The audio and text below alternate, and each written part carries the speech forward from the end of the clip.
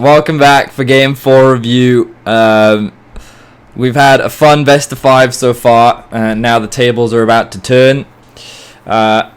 If you haven't noticed already, I always plug the Twitch chat every episode. Right now, you're missing out on Mickey and Wonder basically taking control over the chat. So, yeah, sucks to be you right now. In any case, let's jump into the draft.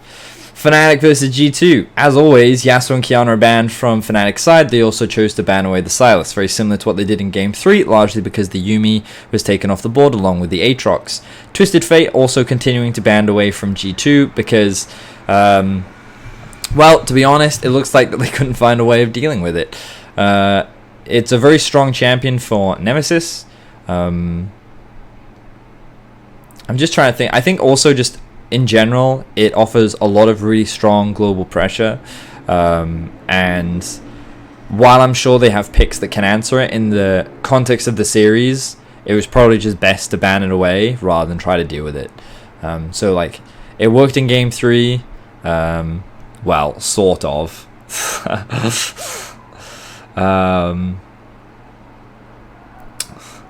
Oh, wow, Mickey is actually timing people out. Good mod. I don't know why he's timing people out, but he is. Anyway, I'm not going to touch that. Fnatic then choose to first pick the Rakan. Don't worry about it. They're just Fnatic fans.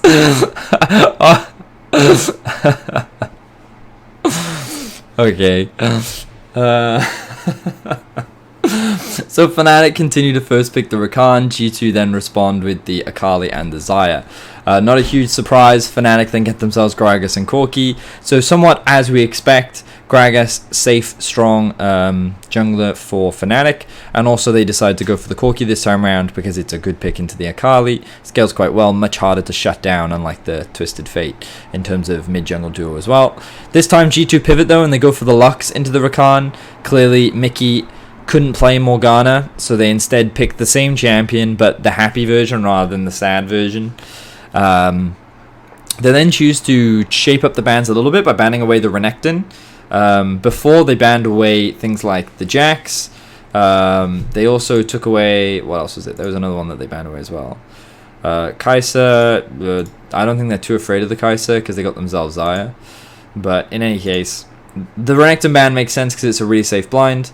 They then also lock in... the Skarner and Sejuani are also banned from the side of Fnatic. So, two very strong, potent junglers. Forces G2 onto much more of an early game focused jungler. Brought Jankos did not have the strongest performance on his Lee Sin in Game 1. So, Fnatic are maybe saying, you know, we're fine if you want to do this. They then lock in Ezreal and Shen. So once again, the mentality from Fnatic is, you know what, we've played really well this series. We just have to go back to what we were doing before. The biggest difference this time around is the top laner is not on a carry. He's on Shen. So far, throughout the first 3 games, Bwipo has played Gangplank, Renekton, a very easy lane to play through, and if you get those lanes ahead, then it's a really good thing for Bwipo. However, there's no real value in playing towards a Shen lane.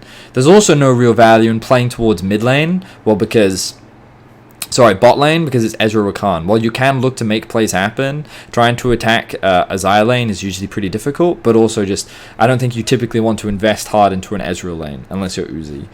Which means that the next best bet is mid. You don't have a huge amount of gank setup, which means you're very reliant on both the Gragas and Rakan to try and force plays mid. But honestly, it feels like the Fnatic's draft don't give them a lot of options in the early game. I don't think their laners have a huge amount of setup outside of the Rakan. Again, you can maybe gank a Shen, but it very much depends on what G2 do. And of course, they send the Akali up top lane, and then they pivot and put Syndra mid lane. So Syndra is considered a pretty solid pick into the Corki. You also have good gank setup yourself, and you have an incredibly strong mid-jungle duo. So the thing from G2 is, under the assumption that Fnatic do want to invest to try and shut the mid lane down, as long as Lee Sin is in the right place at the right time, like, you're almost always going to win that 2 versus 2. Syndra Lee, especially on Syndra is 6, is, like, really strong. So, by putting the Akali top, you have a pretty free matchup. Akali naturally does very well into melee matchups, and against the Shen, who honestly has 0 kill pressure, he trades really well, but he can't kill anything. Or he shouldn't be able to, though. And Akali against a Gragas Shen, Sure, you can flash taunt. There is a world in which that Akali dies, but for the most part, it's relatively safe. I think Akali top, to be honest, is also just stronger than Akali mid, depending on what matchups you go into. And in this case, I think it's really safe for Akali in this top lane matchup. So I think G2 have a lot of lanes that they can look to play around. Lee Sin can attack top lane once Akali hits level 6. Lee Sin can attack mid lane because it's Syndra. And assuming Lux can land a binding, given that it's Mickey, maybe not, you can also look to play around the bot lane as well. So G2 have loads of early game options. Their early game is a lot stronger than it has been, honestly, so far throughout this series. Whereas Fnatic, I feel, don't actually give themselves a lot of early game options just because of the laners that they chose. Corki, Shen, Ezreal, just not the strongest lanes to play through. They have a really strong mid to late game, and they have a lot of ability to attack side lanes. They have really strong poke. They have very effective disengage. They can find pick. Like, the comp in its entirety makes sense. The problem is it just is very limited in terms of what it can do in the early game. So I think G2 have an early game edge. I think, like, in terms of scaling, it's relatively even, but I think it's really difficult for G2 to engage later on onto this composition. So if G2 failed to find an early game lead, I think that Fnatic would be in another position to be able to snowball the game. So so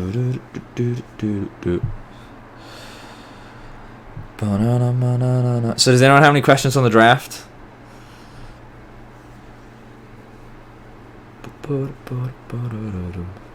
Any questions? Any questions? Again, G2 want to focus on early game, Fnatic mid to late game.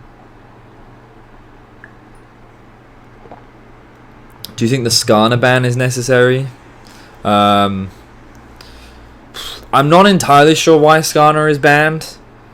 I think on 9.16 Skarner is definitely a strong jungler, but I don't know if G2 would have gone for Skarner here. I don't know. I'm afraid I can't give a huge amount of context on the Skarner. Why Shen? I think it's just a safe blind pick top laner. I think that's the idea. And also it allows you to play through bot. And I mean, like, you can play through bot. It's not like you don't have any damage at all. And also, Shen is, like, very defensive, so it makes setting up dives very difficult. Why Ezreal and not Tristana? I mean, they want something safe.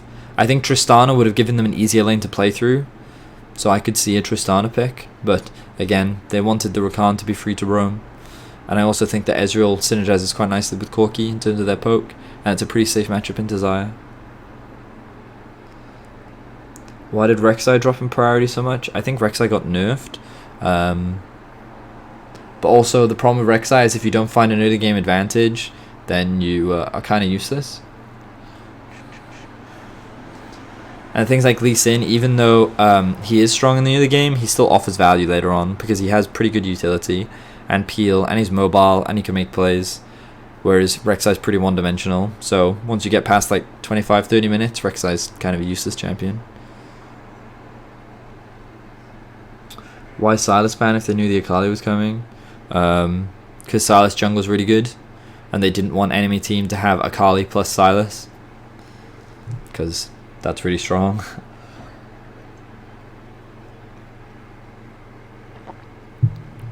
Why can't Fnatic pivot Shen to support? Because they'd already locked in Rakan. Why not Jarvan instead of Gragas? Well, I don't think Gragas is the problem here. And I don't think Jarvan would have really been much of a better pick. I think Gragas is just like a much better champion than Gragas.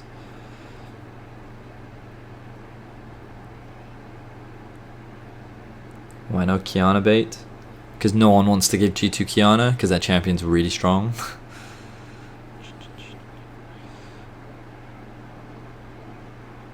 Gragas greater than Gragas? I meant to say Gragas is greater than Jarvan.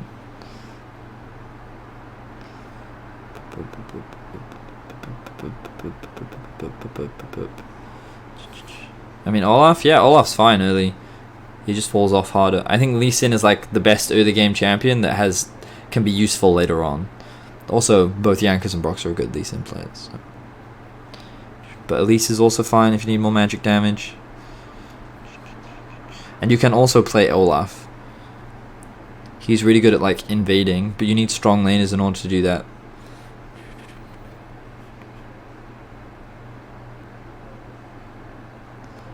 It's okay, Vedius. As a mod, I accept your apology for making a mistake that severe. Just learn. What mistake did I make, Wonder? Please enlighten me. Couldn't Fnatic pick Kled top better? I mean, they could have. I think Kled could have been pretty good. Is Syndra a good pick into Corki? According to Caps, otherwise he wouldn't have done it. Why do all these players get mod? Nah, why not?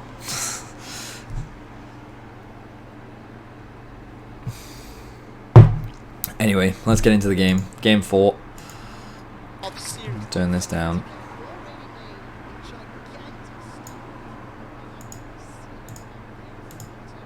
No, I'm just gonna mute it.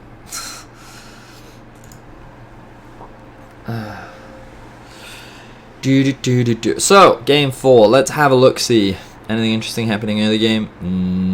No. Oh, wait. There you go. One cool thing. Mickey dropped a ward and then swapped his trinket to a sweeper.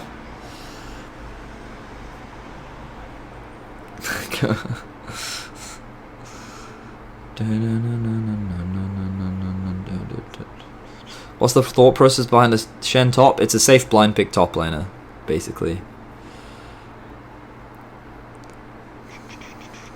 So Caps approaches the wave early so that he can look to get pushed. Suggests that maybe Jankos could look for an invade. Wonder on Akali. So, did you guys know that Wonder actually used to be an Akali one trick? I guess it's casting. I believe Wonder actually used to be an OG Akali player, like the old Akali. But I remember last year I was playing Flex Queue with him, and he used to play a lot of Akali top. Yeah, he used to be a big Akali player.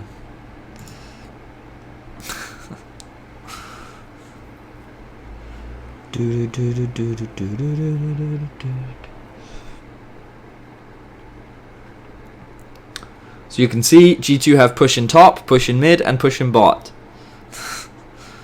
Fun, right? So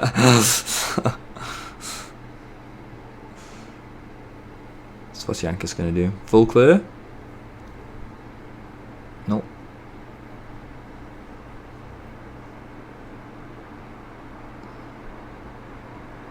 Actually, good point. I'm still the best mid. So with that ward, they got information that Brox is probably basing and going for early Predator boots onto the blue buff. Nemesis is still doing a good job of farming in mid.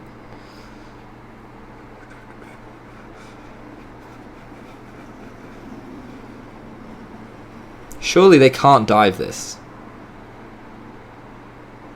Oh, apparently they can. See? Look at this. Look at this from Mickey. If this was Promise Q, whew, that would have been a double kill. So I mean, like, I guess because they're all full health and they have such a massive minion wave, the dive itself is not bad. I just honestly, diving this early, I always sit there and think, is dangerous. But look at that. Look at how wide it goes. Ooh. Still, they get double flashes. Great gank from Jankos, rather. They get early plates as well, and they deny all the farm. And then the TP. Okay, wait, what lots is happening right now? Alright, we'll watch this first. TP from Whippo, meanwhile on the minimap. Boom. Okay, watching in double speed is even funnier. Look at this. Nyum.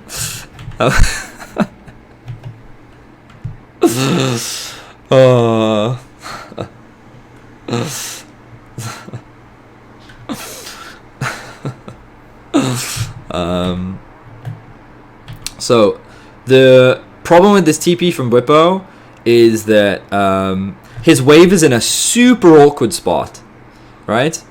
So the thing that he doesn't appreciate is the ability of Wonder to follow, right? So this TP in and of itself, like, is gonna hurt him anyway. He's behind in farm, and the wave is in a really garbage spot. So he has to walk back the lane. Wonder can walk back the base if he wanted to, but of course he's going to follow him. But the point is that this lane is like... Bwipo's in such a bad state. And you know, I understand why he TPs and why he helps bot lane, and ultimately like they get a kill here onto the Flash, the support, and you know, I'm memeing him because he's in my chat, but like it was fine him making that Flash play.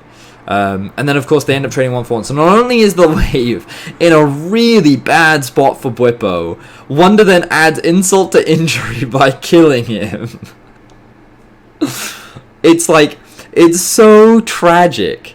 It's actually just so sad for Bwipo. So in a losing matchup, where he gets zoned away from the farm, and his wave is screwed, he has to TP bot to try and help his bot lane, who've just lost both their summoners from a level 3 gank, and then Wonder kills him. Oh man, it's so brutal. It's just so horrible. I would be so sad as a top laner right now. Like, the top lane matchup is over. It is done. But meanwhile, while all that was happening, right, a gank mid also happened. Did we see the... Yeah, here. So, we can see on the minimap, he gets spotted out on a ward.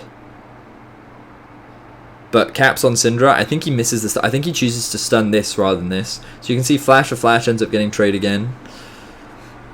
So Broxah tries to attack the Syndra lane to relieve some of the pressure, and actually gives Nemesis, because he was farming so well earlier, it actually gives him a pretty big advantage. So bot lane's in trouble, top lane's in like giga trouble. And I don't even know how you get Shen out of this kind of situation. If this was solo queue, I'd be like, well, I'm sad.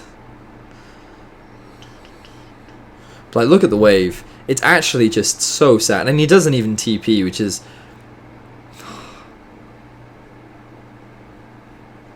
Oh, Jankos comes back. Alright, Jankos actually wasting quite a lot of time here. Mickey roams mid. He's probably not going to get much for this. In fact, he's just going to lose all of his health. Misses everything.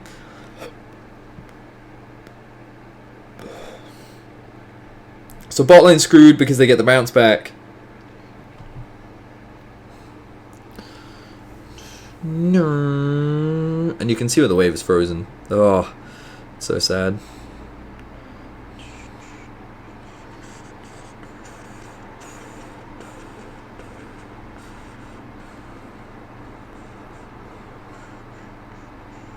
No. Sasuke! How dare you leave the hidden leaf! You must come back at once to the top lane. Alright. So, well, Bwipo's really sad.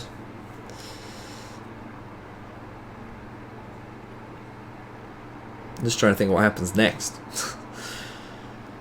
1-6. They could potentially dive top if they wanted to. Oh, that was a pretty bad trade from Wonder. He gets taunted under tower.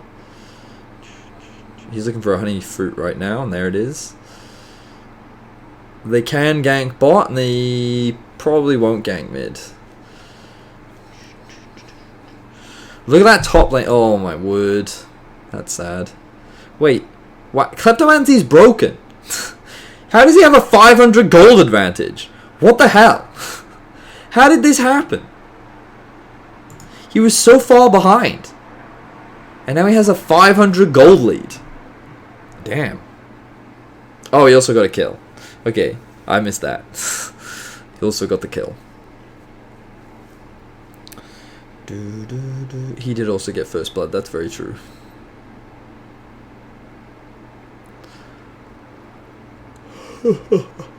Chat was right. Twitch chat was right. Thank you for correcting me. This is why you guys are here.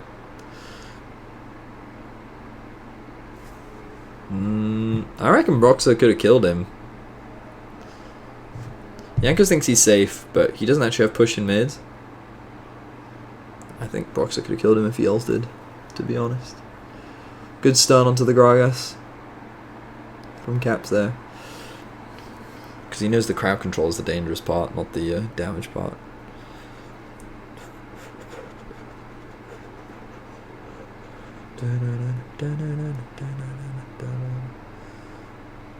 Yanko's just covering. So this is also a problem. The Shenot was used defensively once again bot. So Wonder gets another like many seconds to free farm. Bwipo stays to help take the Drake. Obviously they have numbers advantage, so G2 can't really contest here. Of course they do have TP on Wonder, so they could look to fight if they really wanted to, but I don't think it's worth. I think you just let Wonder sit top lane.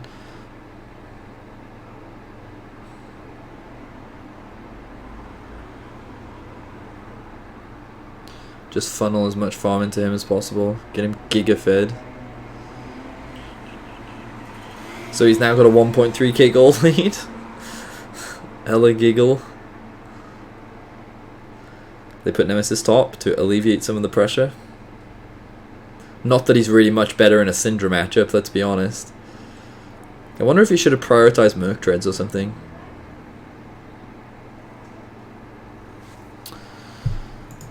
Okay, what happens here? Oh. So it looks like that Hylissang did not see the Lux. So he gets stunned, and then he gets binded, and then he gets killed. And then the kick comes out onto Bwipo. They tried to kill Jankos, but he's too mobile. So G2 find another pick.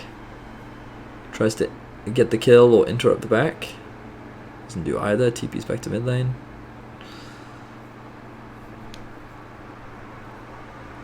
Meanwhile, top lane. He's about to double his CS. Does he have Gunblade? No, very close though.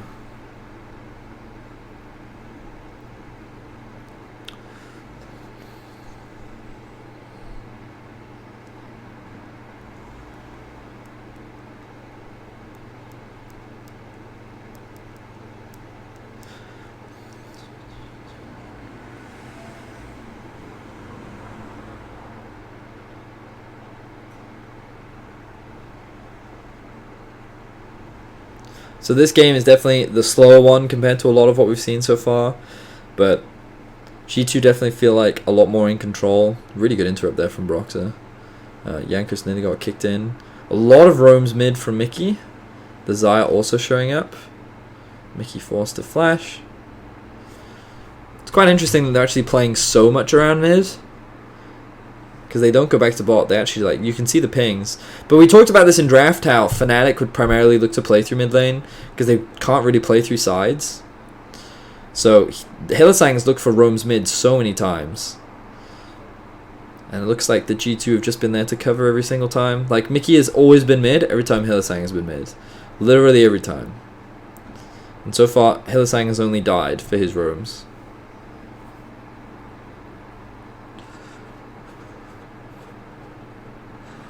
And then this is where it goes to shit.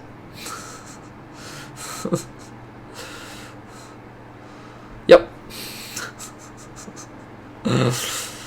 I wish there was more to break down. Unfortunately, that one was just a matter of outplayed. I mean, he sidesteps everything. I don't even think that the so he does have tier 1 boots, but like, that's never gonna hit. Like, that's miles away. This is a good sidestep though. That was good. And then he kills him. Claps.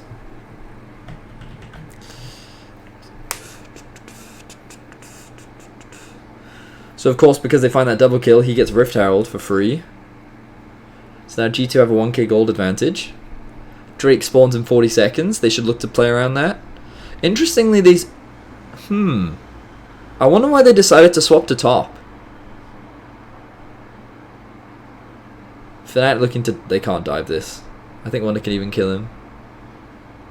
Like, it's level 10 to level 6. Doesn't matter what champion you're playing. With that level difference, he's just going to kill you. So I guess they use this to secure first tower before the plates drop. And just get all that money onto perks. Yeah, he's going to kill him. Or he's going to come close to killing him. Wonder's actually just memeing on these kids. He's like, oh, you want to dive me? No. Sidestep, sidestep, sidestep. Holy moly. So then G2 with their pressure top, then rotate through topside jungle into mid lane. And then, because they don't have vision topside, Nemesis doesn't see the binding.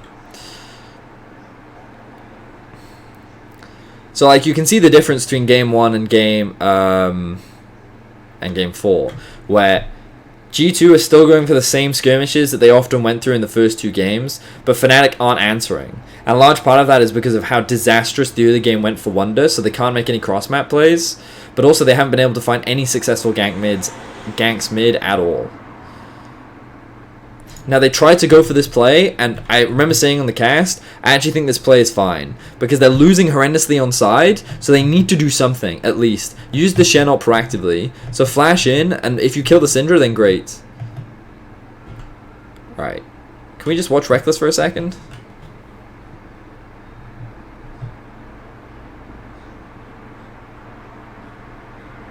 Okay, he's actually fine. I was watching him just order these minions, and I was like, you know, you could probably, like, just E in there sooner, but he's fine.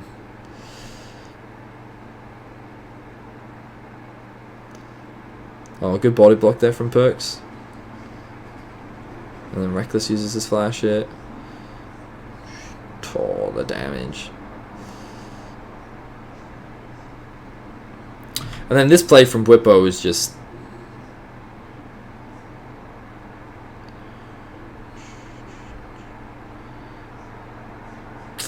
I don't think he needs to do that. Like, I kind of understand. He's like, if I can one-shot, but good shield from Mickey. I think that keeps him alive. But even then, yeah. Like, I quite like the play from Fnatic, because at the very least, it's better than just slowly dying. And they get 2 kills off the back of it. So it's not terrible. Just Fnatic respond G2 respond quite well.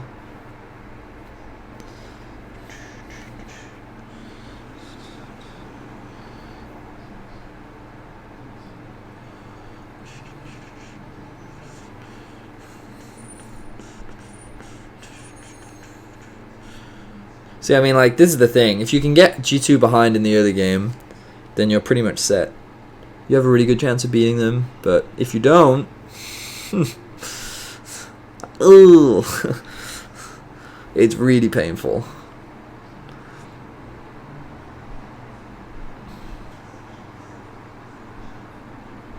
Oh, we can go back to double speed.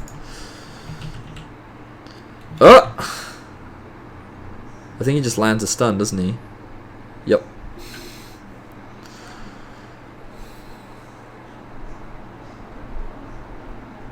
I hope we'll get a replay of that. Like, I wish there was more to break down, but there's not really. The vast majority of this game was decided within the first 5 minutes. And Fnatic have tried to answer a lot of the plays that G2 have made, but they just keep getting outplayed. So this was really unfortunate for Jankos. So watch. So Caps grabs a minion, uses a minion here, and it doesn't die, so that minion body blocks, and the minion takes it instead of Broxer. So do you remember when Jankos kicks Nocturne over the wall and kills Caps? This is Caps' revenge.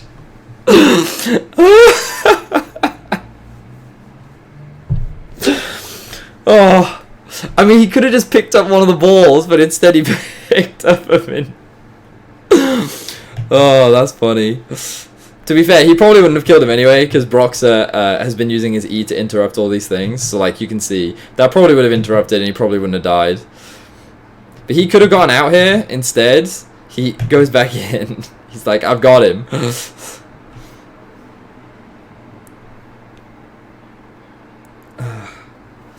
That was definitely greedy from Jankos. Super 100%. But I respect it. It was funny from Caps, though.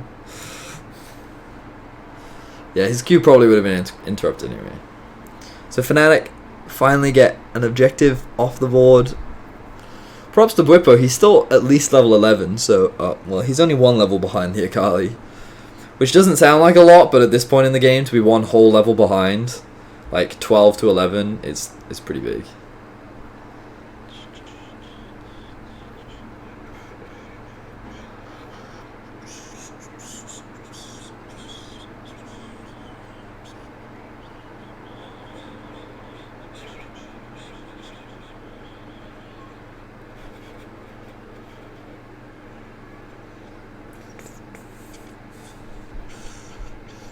Problem is Fnatic's comp scales, right? So they can't actually afford to be trying to fight right now. They need to take the G2 approach and just concede. They have to concede everything, and they just have to wait and scale. I think the problem is that they're still willing to fight for a lot of things, which I don't think they should do.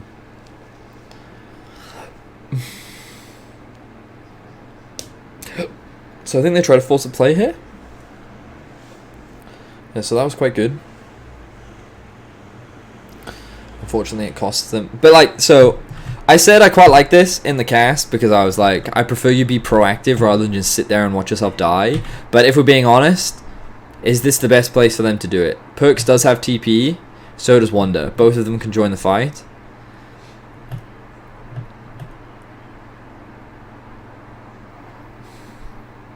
Because, like, bear in mind, they do still scale pretty well. So if they can just slow the game down, then they're fine. But this is also just a trade of Fnatic, I think. I mean, it's both teams. They will just try to fight you. They'll fight their way back into the game. Good interrupt again from Broxer, but it doesn't matter. Wonder does have flash. No, he doesn't. He doesn't have flash. I wondered if he kept running that way, if he could make it, but I think he got vision on Hylissang, so he tried to immediately run up, meaning he took 2 shots instead of 1. Echoes can do that, Drake. There's nothing for him to worry about. Nemesis was top.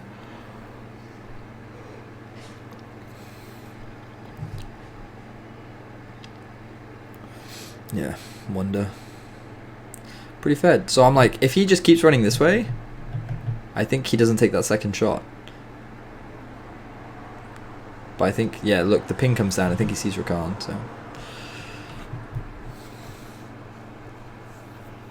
Oh. So I've changed my mind. I think Fnatic should have focused on slowing the game down rather than fighting for everything.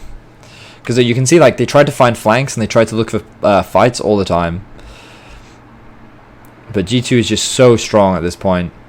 Like, this Akali is as strong as Nemesis was last game, at this point in the game. Yet G2 conceded everything last game and they knew that they would scale, whereas Fnatic is constantly fighting. I'm looking for picks. And I don't think they should have, in hindsight. I think they should have just done their best to slow the game down. Depends on your perspective, right? Like, do you hope for an opportunity later, or do you die trying? And Fnatic took the die trying approach. And they did, in fact, die trying.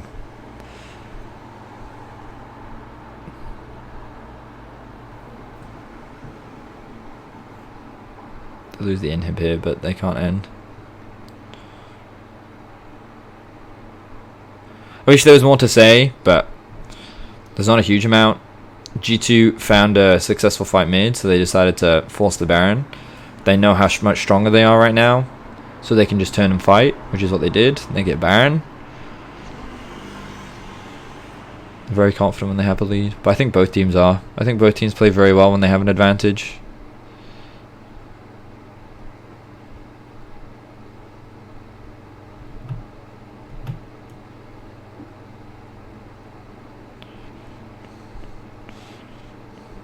I mean, like, so for this game, you could say, like, you don't agree with the draft, but, like, again, if they get through the early laning phase, then they're fine. The problem is they fell to such a massive deficit early.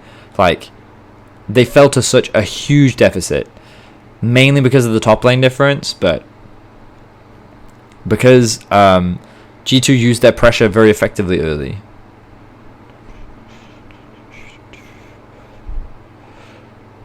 And all Fnatic were able to do was set up a gank onto mid lane, where they got the flash out from Caps and then never did anything with it. Well, they tried to later, but G2 tried to match every early game play that they made.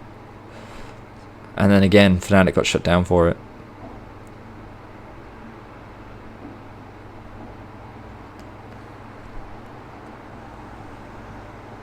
Crocs is really good at interrupting all these. And there's Caps, murdering everyone.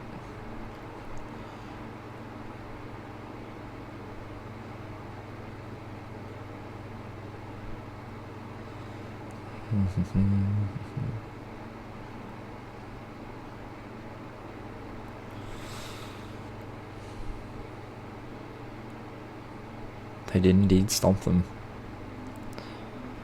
See, like, I don't think Fnatic went mental boom, personally. Like, they just tried really hard to be super proactive.